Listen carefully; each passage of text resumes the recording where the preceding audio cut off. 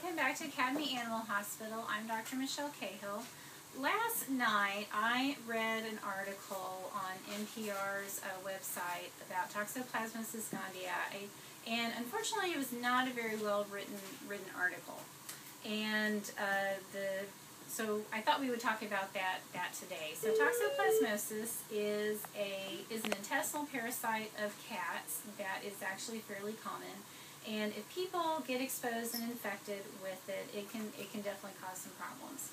And my issue with the article that I read last night is there are several different ways people can become infected with this parasite. And the most common ways in this country especially are actually not from direct exposure to your cat. So what happens with this parasite is cats will go hunt like they do if they're left outside, and they'll hunt like little vermin and birds and things like that, and they will become exposed to the parasite through that way from hunting. The small rodents will carry the intermediate host for toxoplasmosis. And so the cats will ingest the parasite, and then after a period of time, usually a few days, they will excrete through their fecal matter what's called oocysts. And those oocysts are immediately not actually infectious to people. The fecal matter actually has to sit for about 1 to 5 days before they transition into what's called sporozoites. And the sporozoites are actually what are infective to humans.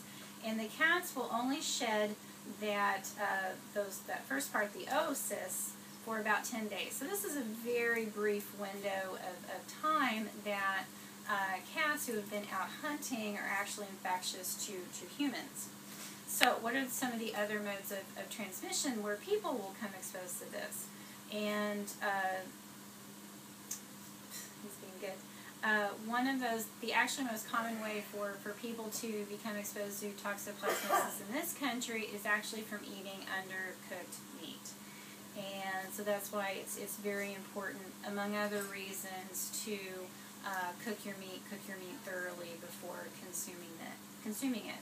Now, toxoplasmosis also thrives in a warm, moist environment, so that includes soil. And so if you're out gardening, always wear gloves, and after you have been gardening, just wash your hands and scrub under your fingernails thoroughly. So basically, just like any other infectious agent, toxoplasmosis can be prevented with just good basic hygiene. So if you're out gardening, wash your hands, wash your fruits and vegetables that you consume thoroughly before eating them, and then of course cook your meat well. And then if you do have cats and love them like I do, keep them inside. Don't let them hunt, and that will greatly reduce your risk of exposure to this parasite. So I hope this elucidates this parasite a little bit better.